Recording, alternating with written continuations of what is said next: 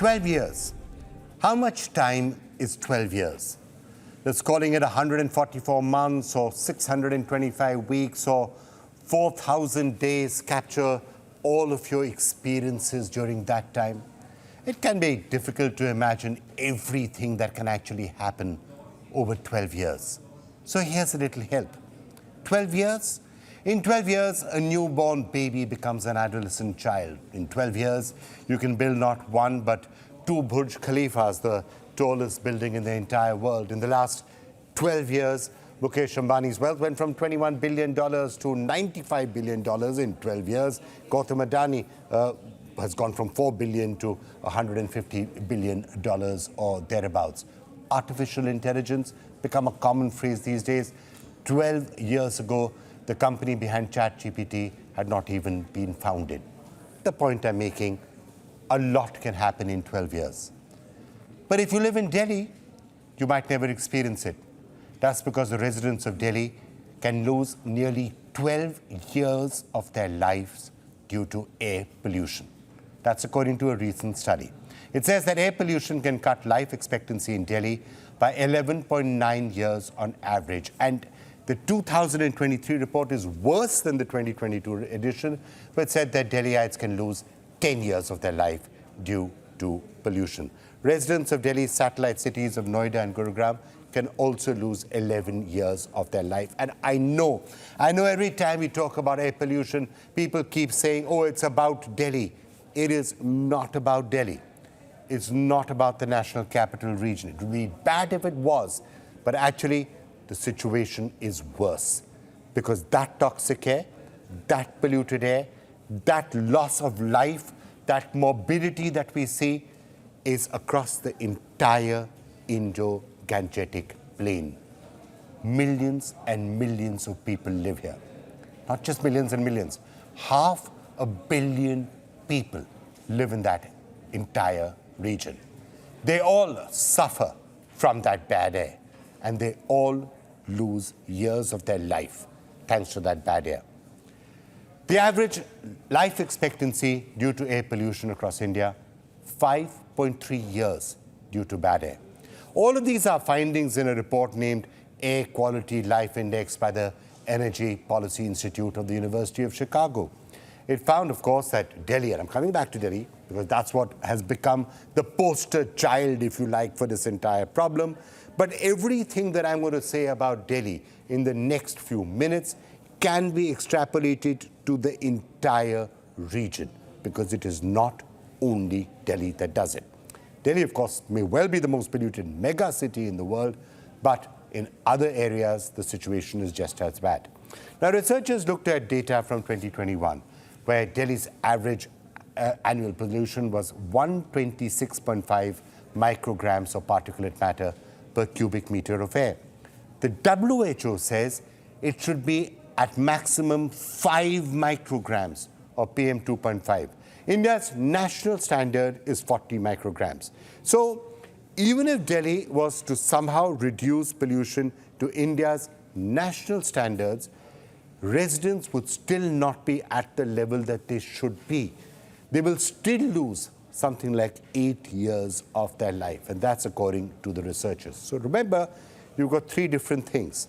What it should be, as per the WHO, which means next to nothing. Please have it at 5 or less. Then you have India's national standards, somewhat higher. Then you have the levels that are there in most of the indo-gangetic plain, which are higher. And then, of course, you have the real toxic hotspots like the NCR. And that's the scale that also shows you just how bad the problem is. And that just shows you why we are talking about this, because there is a seasonal element of this. And we are approaching the crisis months. Now, let me just try to put the harmful effects of air pollution into some perspective. Why is it a problem? And let's just go to some of the health facts. Multiple studies have done it, and the Chicago University report once again takes a look at it. We all know what happens. Cardiovascular diseases cut an average Indian's life expectancy by 4.5 years. Child and maternal malnutrition reduces it by 1.8 years. Used to be much worse earlier, but now that's what the level is. What actually happens when you breathe in polluted air. This is what doctors say actually happens. In the heart, polluted air may cause arteries to harden and blood to thicken, causing clots and blockages. Dirty air might also increase stroke risk and could potentially cause dementia, Parkinson's, or Alzheimer's disease. Air pollution may also increase the risk of miscarriage, of premature birth, and lower male fertility. And when it comes to the lungs, bad air can cause so many things. It can cause coughing and irritation in the short run. It may also increase the risk of bronchitis and asthma in the long term. It can also increase the risk of anemia in women. The situation is bad and the situation is horrible. How horrible? I mean, consider how much we all hear about when it comes to cigarette smoking. By now, we all know that cigarette smoking is bad for you. If you pick up a packet of cigarettes, look at the picture that you see out there. It's to shock you. It's to tell you that this is something really bad for you. Now, how are you going to put a health warning around living in northern India? Not just Delhi, but all across the indo-gangetic plains, the northern plains. How do you have a health warning on that? Breathing and living your life here, especially in the winters, is bad for you. How do you say that? 77 of the world's most polluted districts are in India. 50 of the world's most polluted districts based on PM 2.5 levels are in India's northern plains. The entire Indian population does live in areas with pollution above the WHO standard, but 67.4% of India's population live in areas with pollution above India's own clean air standards, and that's the real worry. Very few countries actually do meet the WHO levels. Let's be fair on that. Even there are hardly any countries that are able to do that. But we're not being able to meet our own standards, and that's a cause of concern. Across the country, PM 2.5 levels rose 9.5% between 2013 and 2021. That's the other worry. The National Capital Region, of course, the most polluted hotspot in India, but the entire Indo-Gangetic plain struggles with it. Why does it do so? Experts say it is a mix of natural and human factors. The area is fertile, so it has had a larger concentration of people, even historically. Currently, the northern plains have a population density which is nearly 3 times that of the rest of India, also much higher than the rest of the world. So if there is more air pollution out here, you could argue that it's only to be expected, because that population does mean more agriculture, more cars, more industries, and other activities that can lead to air pollution. It can't be avoided. There are more people out here, heavy population density, you will have more impact of that. But on top of this, geological features and weather patterns trap bad air in the region, specifically in the winter times. And when it comes to the worst hotspot like Delhi, the government has actually identified different sources of pollution in winter and in summer. In winter, it's stubble burning, it's firecrackers, it's open air fires, made worse by the weather patterns like slow airspeed, no dispersion, and potentially fog. In the summer months, which is much better, let's face it, the main pollution sources are dust, landfill fires, and vehicular emissions. Now, 4 months ago, the Delhi government announced a summer action plan to counter air pollution. The 14-point plan included the usage of a real-time source apportionment study, controlling dust pollution, controlling open burning, keeping industrial air pollution under check, improving solid waste management, increasing green cover, and developing city forests, along with trying to have lakes and water bodies, creating e-waste eco-parks, holding dialogues with neighboring states. Now, all of this did come into place. But now, with winter approaching, that sense of panic, I guess, starts to build up, because we know how bad the winters are. Whatever happens in summers, nothing compares to what happens in winters. And the government is working on a plan. The plan includes cloud sealing for artificial rain on severe AQI days, having separate action plans for 13 hotspots, encouraging the use of public transport, training construction workers to reduce dust pollution, and spreading awareness among security firms, for example, to stop bonfires at night by guards. Now, over the last few years, there has been a big effort across northern India to try and stop stubble burning, for example, which contributes so severely to bad air in this entire region in autumn months. Also, infrastructure development like the peripheral expressways have also reduced some vehicular pressure on the air of this entire region. So let's hope those solutions and the others that are being discussed start to pay off. We've heard the Delhi Chief Minister Arvind Kejriwal saying that air pollution is down by some 30%. We heard the Union Minister for Roads and Transportation, Nitin Gadkari, talking to us on the India story earlier this year and saying within a couple of days, air pollution should be down by 50-60%. And that's good. That's important because not only is it a major factor, obviously, for the health of citizens, which is the most important thing, but it's also an important aspect of the India story. We've had that fantastic G20 summit and those great images coming out of Delhi. We really shouldn't have those replaced a couple of months later with pictures of toxic smoke and people coughing and the impact of that haze on health. So let's hope that something gets done. Hope springs eternal. Every year we hope. This year it's going to be different.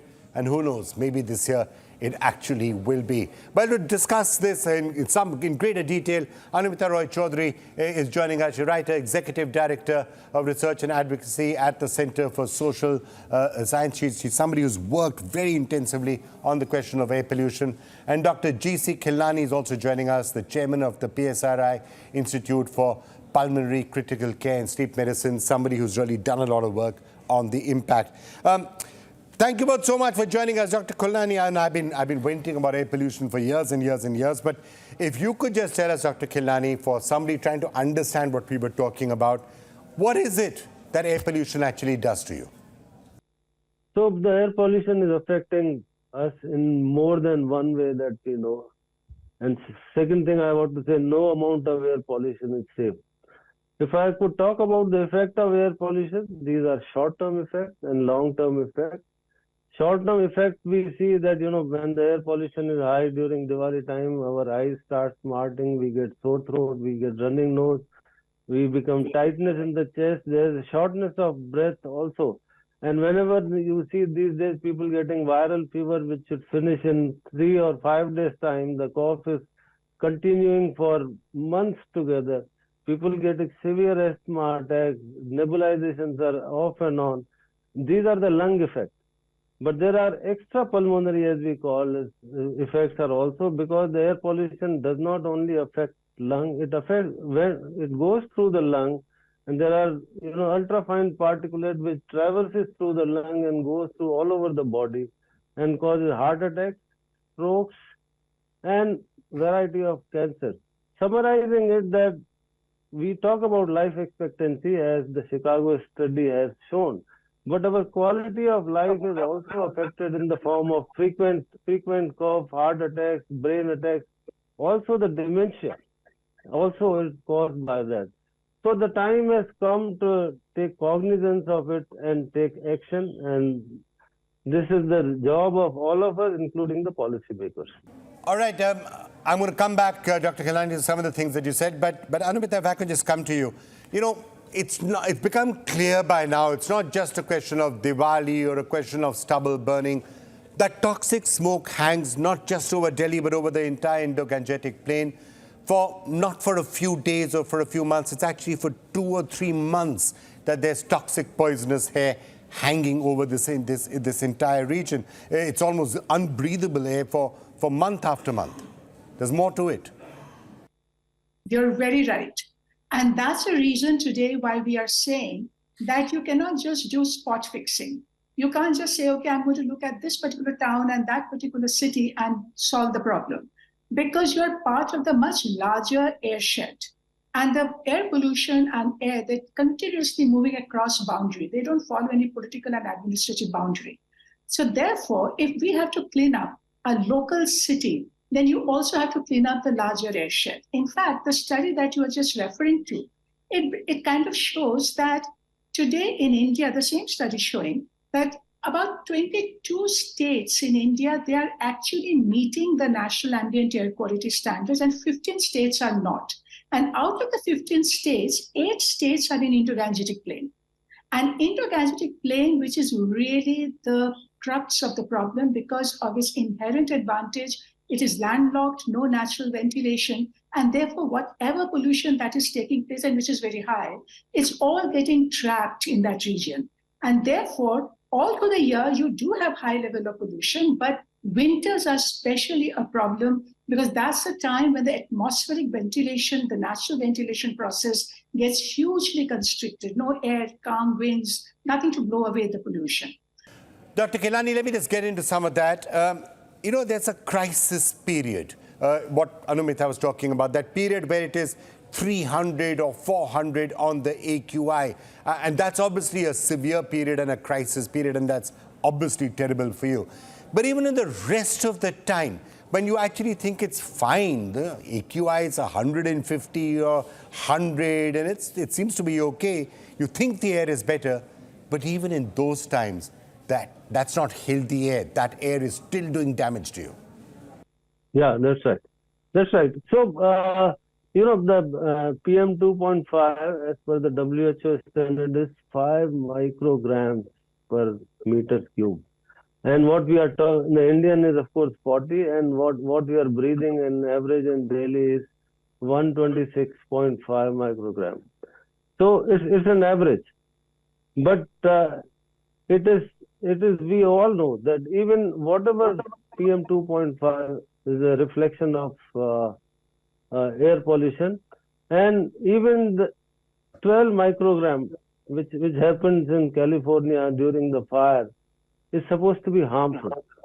What I'm trying to say is the amount of air pollution which we considered as okay, we are good at AQI of 120 or even satisfactory. Actually, it is not correct, and that is what the Chicago study has shown and very clearly exemplified, that when you improve the quality, like the China has done from 2013 till now, their life expectancy has increased by 2.2 years.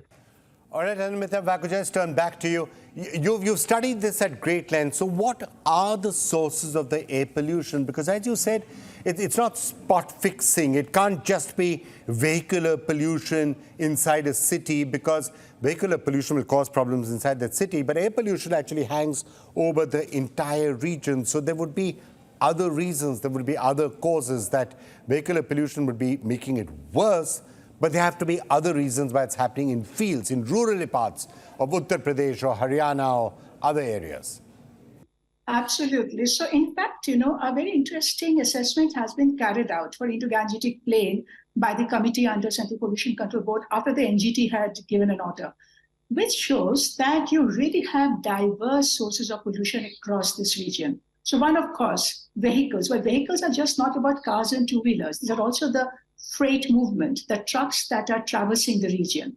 And then you have the industry. Imagine today in India, 70% of industry is small-scale units who will find it very difficult to employ advanced emission control systems. It is also the kind of energy, the fuel that you're using in your industry, in power plant, in yes, all coal-dominated power plants. You also have a lot of waste accumulation that is getting burned, biomass burning.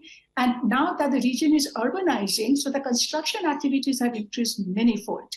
But one source that we often not think about when we talk about outdoor air pollution is the contribution from the chulhas of the poor people's home, right? So the household cooking energy, or in the open eateries. In fact, studies have shown they also contribute as much as 25 to 30% of the outdoor air pollution. So it's such a complex mix of pollution across the region that if we have to look for solutions are not a rocket science. Essentially, the solution that we are looking for today is massive energy transition in all sectors, that we have to move towards clean fuel, which is gas or electricity. You have to go for massive mobility transition so that this whole automobile boom that is happening today, you contain that with public transport, walking, cycling, the public transport integration. So, frankly, a lot of those things that you were speaking about will take time to implement, right? So the immediate crisis that people are looking at, the immediate crisis that we are facing next month and the month after that now, what can be done about that? Okay, now we've seen, for example, crackers are going to be banned in cities like Delhi. Stubble burning, we've been talking about solutions. Hopefully we will move towards solutions in a serious way this year. But what are some of the other things that can actually be done really quickly that can have an impact this year or next year?